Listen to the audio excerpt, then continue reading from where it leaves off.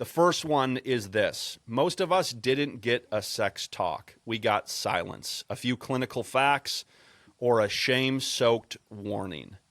What we needed was formation. One of the things he also said it's longer and not quite as grabby than that, but he really said we don't need a talk. We need hundreds of conversations. Exactly. Yeah, and I really loved that because I think a lot of times we think if we're raising young kids or raising kids coming of age into adolescence, we're kind of thinking as parents or for ourselves, like, what was the talk that I needed?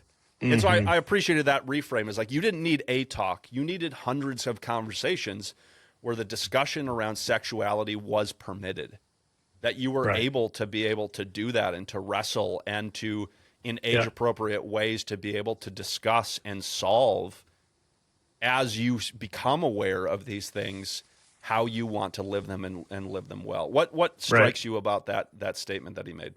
Well, yeah, what you said for sure. What we needed was formation, and formation isn't just a one-time thing. Although there are key moments along the way of a rite of initiation or a rite of passage or a process of formation where it's an open door. It's, like young men don't become, or young boys don't become men by reading it in a self-help book or hearing a message or being talked to once. It's shoulder to shoulder with your dad, open door policy conversation. You're able to ask questions. You're able to name things. You're able to talk about stuff. You're able to use the words, actually anatomically correct words, which he talks about that. I'm pretty sure in the introduction, that's really important.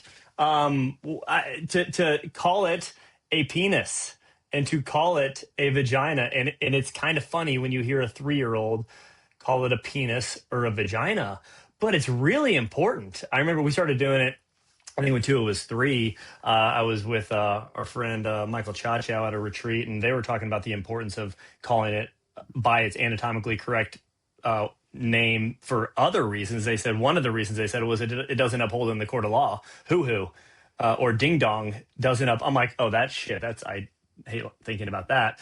But just for like when you don't name something, he talks about like shame can come in, and he talked about blessing. I know we're going to talk about these things today, but words are powerful. And talking about blessings, like we're called to bless our sexuality. And if we don't get a talk, and I know we're going to talk about it today, what it looked like for us when we got silence or facts, or you're going to pick stuff up. And so you hear things at school, it can just, when there's a void, shame comes in.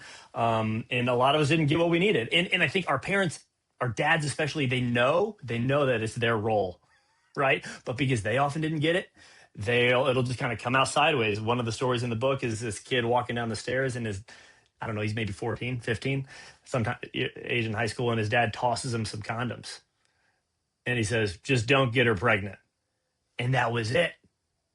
And so I'll land the plane with saying, we need those moments. I look forward to the day when I'm going to take, my son out for like a weekend camping trip, and there's lots of different good ways I've heard of people doing it, and it's always going to be slightly awkward. But these moments are important, but also opening up the conversation.